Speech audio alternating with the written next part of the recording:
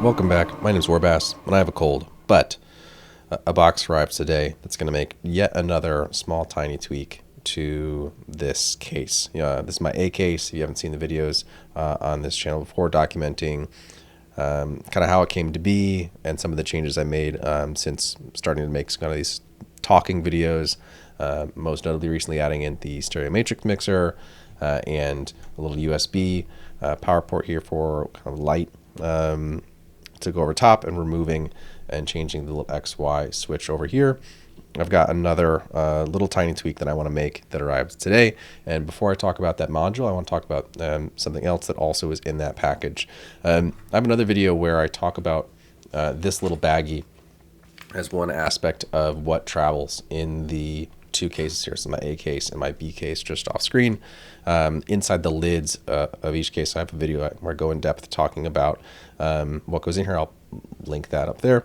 But what's been in one of these cases all the time is this little mic bag that's just full of goodies and stuff that you kind of need or that I find useful for dealing with modular. So it's, you know, some mults and some knurlies, some screwdrivers and whatnot. And I think somebody on that video commented, hey, you should put a little brush in there to clean your synths, maybe the Bafacco one. And here I am at checkout, a couple dollars away from free shipping for the module that I actually wanted, and not sure what I should buy to push that over free shipping. I said, hey, I'll get that Bafacco brush. Yeah, I could get one from a hardware store for $2, or I could support a small business that makes synthesizers that I care about way more than giant hardware store corporation. But what I didn't do was check the dimensions of that brush. Holy cow, this thing is huge. Maybe I could cut it in half. It seems to work fine. I mean, it's just a brush with a big giant handle on it. Sure. Why not? I think it was like $10 or $11. It'll probably end up just sitting in the studio though, and not making it into here. I don't think that's gonna zipper close anytime soon. Anyway, after getting the free shipping, then I found the 10% off coupon code. So that ended up being kind of free. So why not? What we're actually here to talk about today is this. This is the Krach.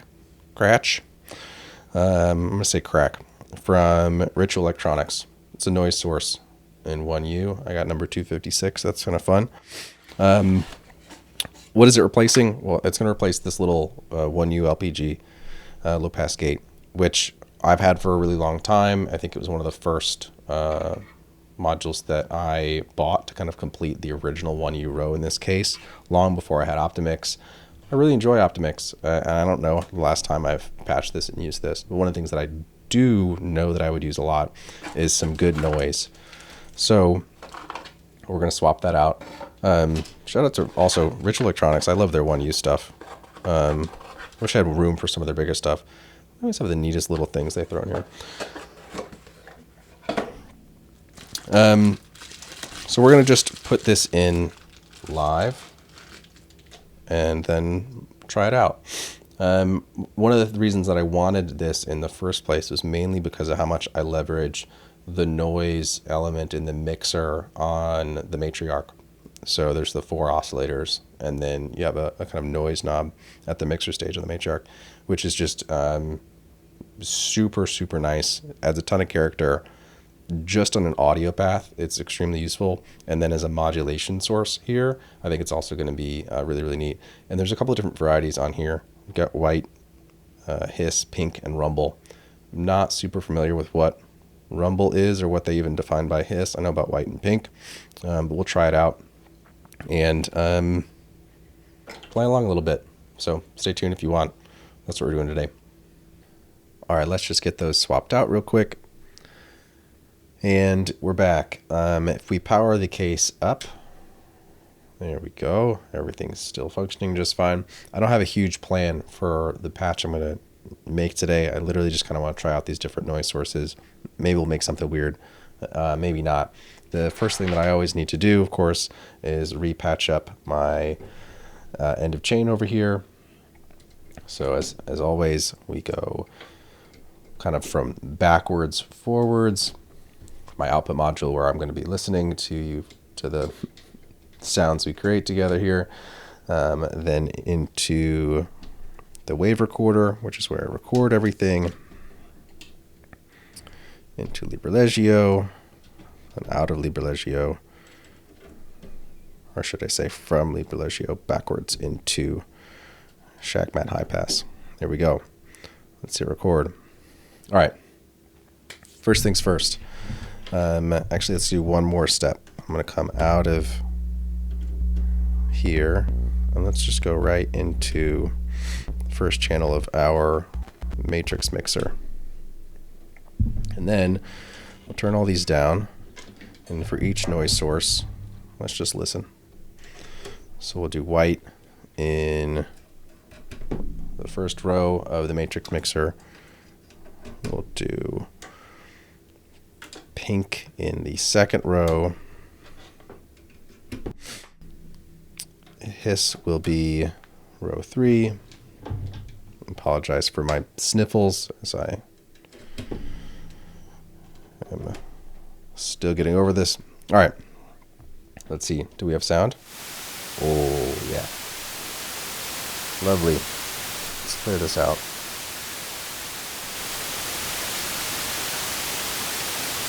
Well, that's noise. That was white noise. Pink noise. Nice, much more staticky and like chaotic than white noise. White noise is much more soothing. It's nice. And then hiss.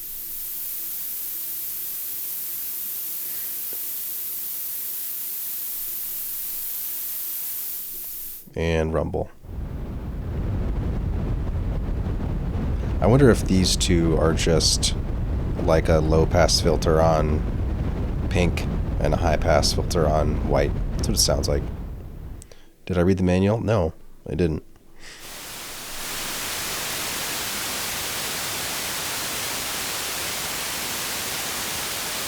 Cool. All right, I think I'm going to get something to sample, and then we'll go from there. All right, I think we're going to go with one of my kind of go-to classics here. This is one of my kids' toys. I'm going to use the Audio-Technica BP4025 like I usually do, which is just sitting in the ride coat. Wind protection right now because that thing's impossible to take on and off easily, and that's already patched in here. So let's just get phantom power going. We will need a couple cables to actually record our loop, of course.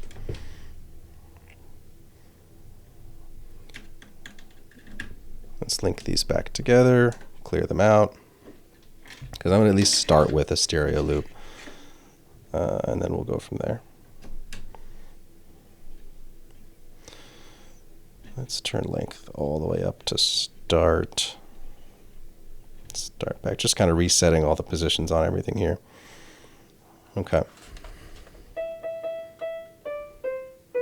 All right, we've got signal. I don't know what I'm going to play. I'm going to just play something, and we'll figure it out. Actually, we should patch our output. What am I doing?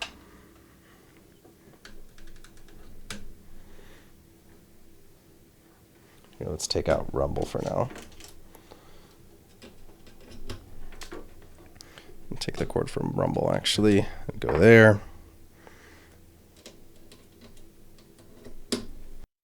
All right. Now you're hearing that mic just off screen. And let's just do this.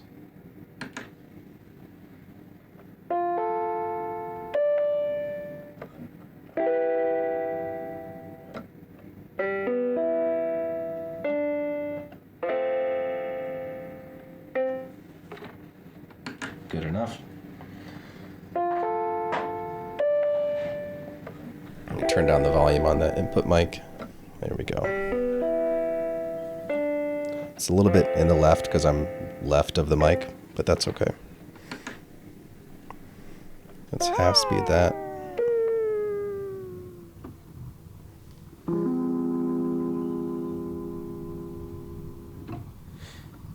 And then I'm also going to take the output here. Let's see, how do I want to patch this? I'm actually going to patch this into Jumble Henge first. No, what am I doing? I want Starlab. Sorry, I blame this sick brain. So I'm going to take the out of Jumble Henge will go into Starlab.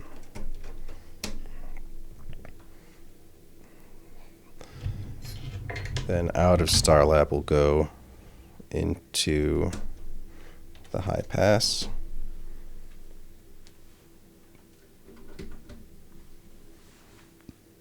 And then we need a out. Let's just use the far channel here. And we'll throw this right in the mid, but we're going to keep this all the way down so Jumble Henge won't be doing any filtering. We should start to hear something here. That was that noise coming through. Where's our loop?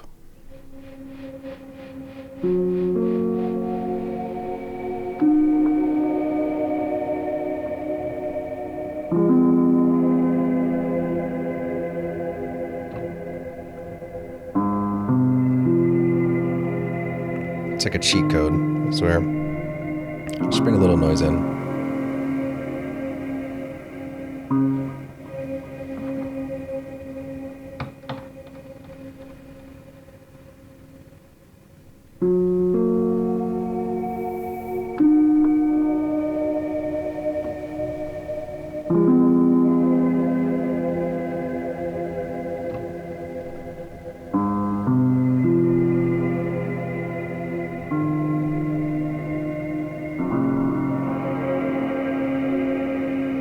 Alright, so I've got a little bit of, I guess, both. Let's just do white noise at first.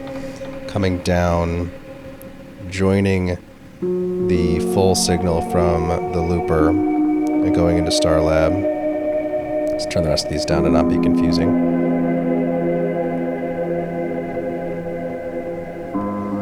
It's nice. I think I'm going to take the hiss. Let's just see what that looks like real quick. Okay. Let's take hiss and attenuate it.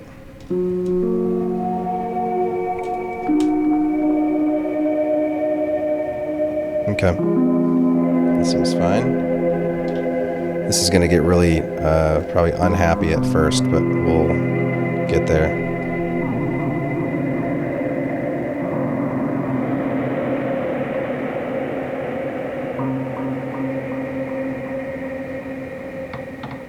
So I'm taking the white noise, or I'm taking the hiss, sorry, attenuating it to be just barely a wiggle, and I'm using that to patch the speed of the looper. So you can see on these blinking LEDs, although probably because of the frame rate that I picked on the camera, most of the LEDs are blinking. But these up here are now blinking because it's telling me it's going from being, exactly half speed to not the other way. And that's that wobble if we take the noise out of the actual audio path.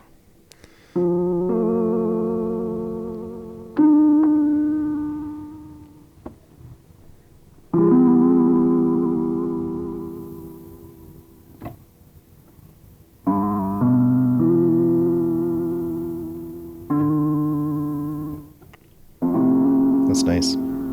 All right, I want more of this audio doing other things, so we're going to work backwards from here. In this other column, I'm going to go through the Panharmonium, and then I think we'll go straight from the Panharmonium into, what do I want to do? Let's go into the low.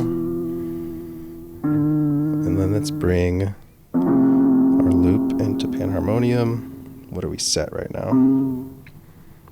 Let's go dry first to make sure this is working.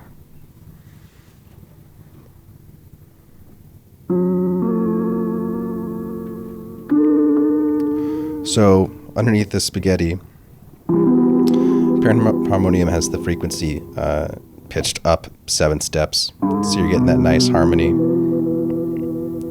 It's using 5 oscillators, all with sines, playing the same octave. I think I want to go down an octave. Let's blur it up quite a lot.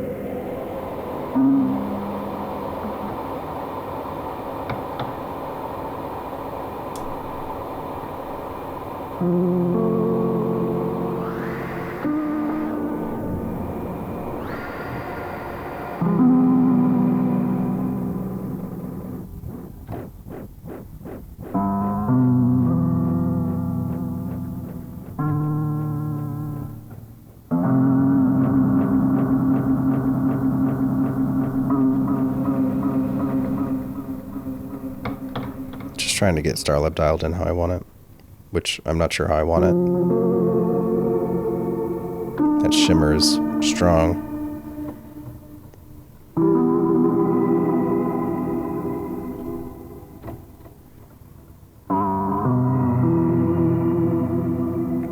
I think that's okay for now. What I might do is run... Yeah, I'm going to. Instead of running Panharmonium directly in, I want to crunch it. So I'm going to put it through Guillotine first, which is way overpowered for what I want here, but it can be tamed if you're really subtle with the setting.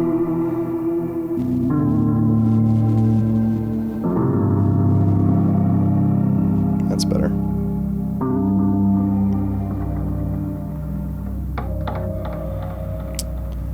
Trim our loop by just a little bit so we lose the button press at the end. Maybe shift the start forward just a little too.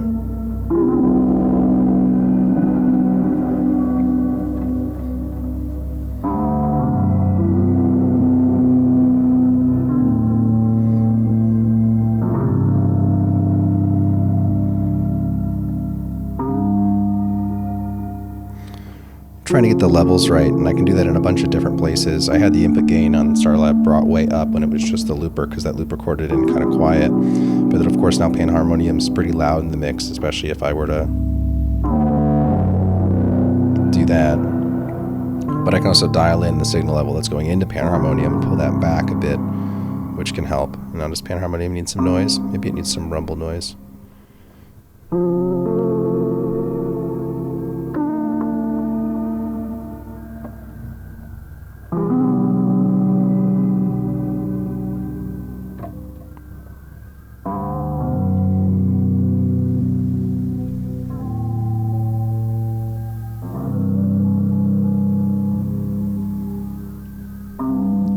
A little bit of noise in the audio path goes a long way, which maybe it's just the way the Matriarch's mixer is set up that knob kind of takes that into account because it's sitting in that section.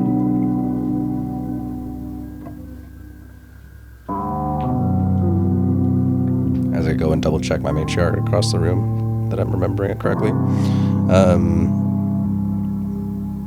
But you know, the levels of the Krach and its noise really doesn't take much for it to come into the mix when I'm turning this knob that has nothing connected to it. Like that dominates it, right? So you need it to be a fraction of what the actual audio path is if you want it to just kind of blend.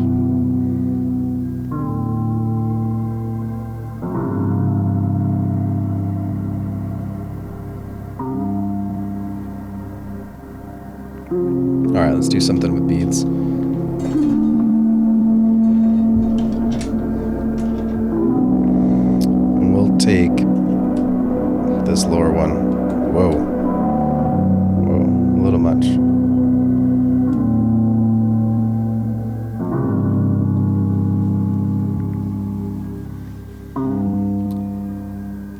here. All right.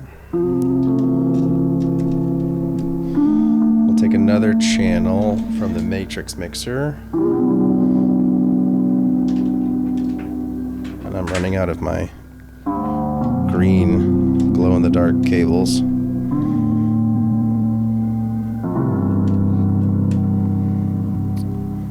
Buffer's not frozen.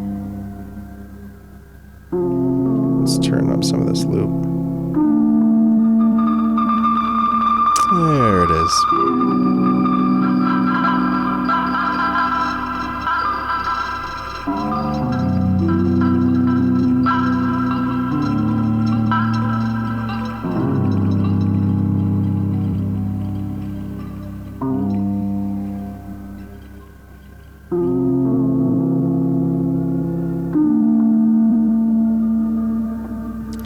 One of the things that I've always kind of been annoyed at with beads is it's like automatic input gain adjuster, which can really throw you off if you forget about it. There's a little like cheat code where if you hold this and then turn this, now you have control to lock the gain.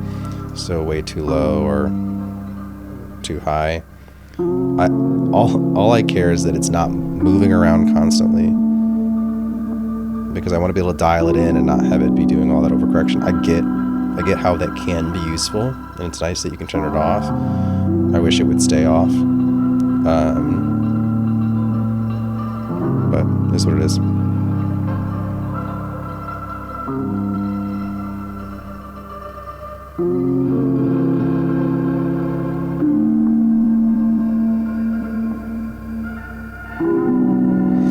Let's give beads some noise too. It's already on the red setting, which is like its most digital, crunchy version.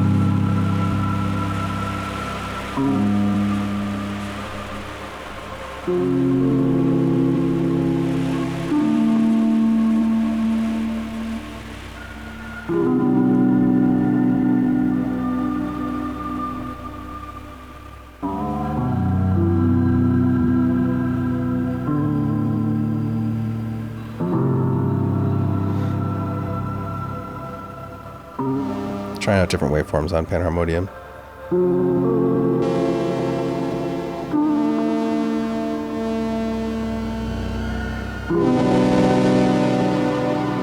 This can be nice, but I think you need to filter it. Sometimes it's nice to leave it on the sine wave and then just kind of leave it unfiltered, and it becomes this nice like sub bass element. I really love how it can get so brassy when you get into its sawtooth, and then like the super saw, which I'm not sure if that's what that symbol means, but that's how I interpret this, that symbol at least. Read your manuals, people. Do as I say, not as I do. Maybe I won't filter it. I was going to put it through Optimix right now, but maybe we can just turn it down.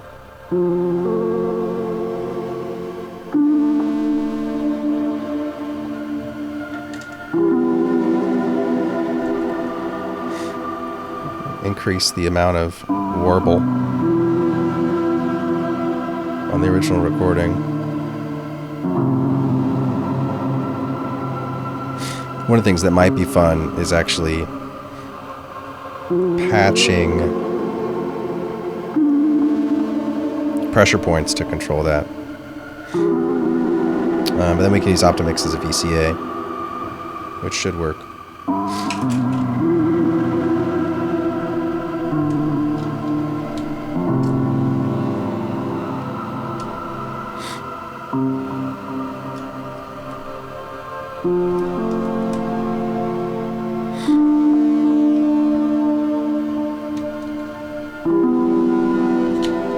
Cable's just a little bit too short.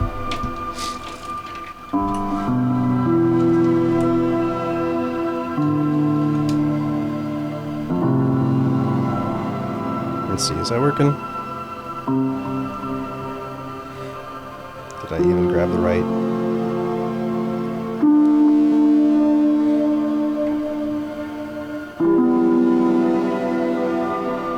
What am I doing here? No, I didn't grab the right cable.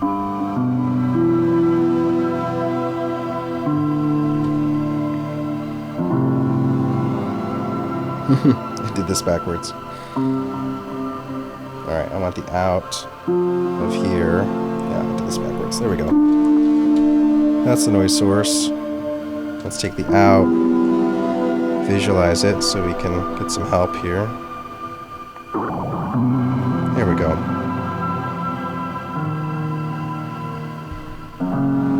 Now, pressure points has a bit more range than I need.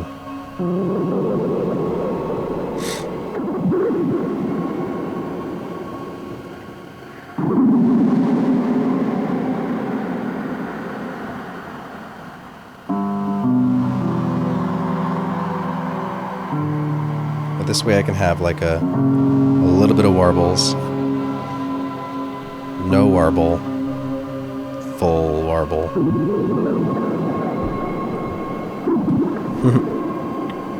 That's nice. I don't use this zero scope a ton, but not enough to at least like upgrade to the Mordax data or whatever it is. But when I do need it, it is certainly handy.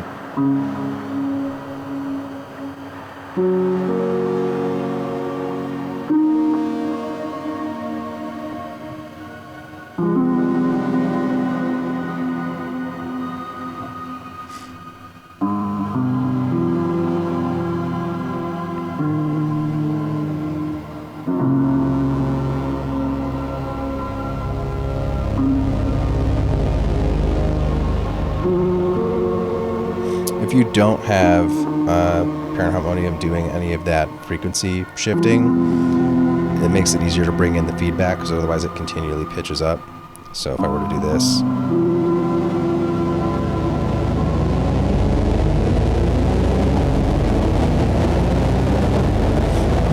you make the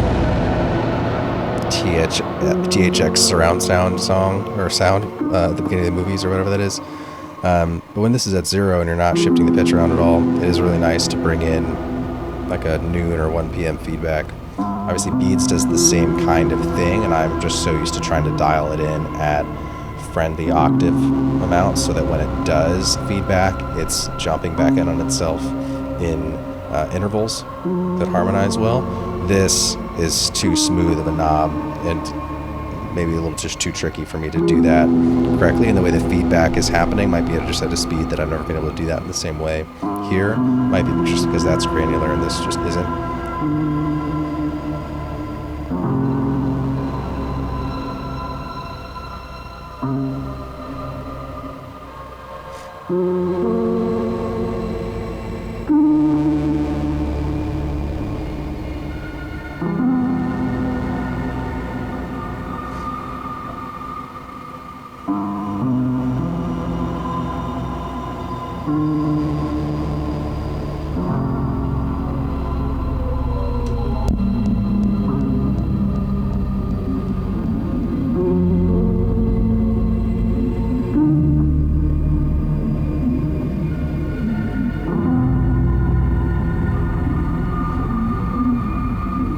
Alright, that might be it for today.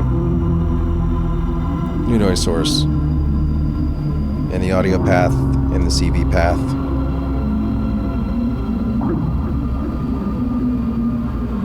It'd be great. I don't need 3 low pass gates.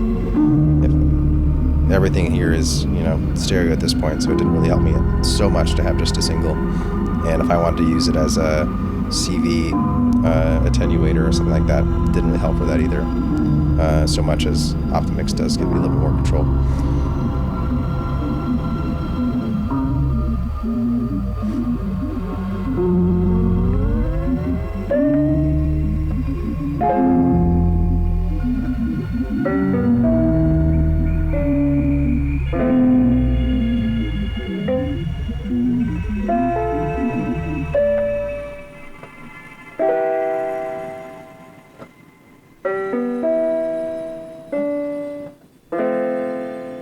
Have a good one. Until next time. Peace.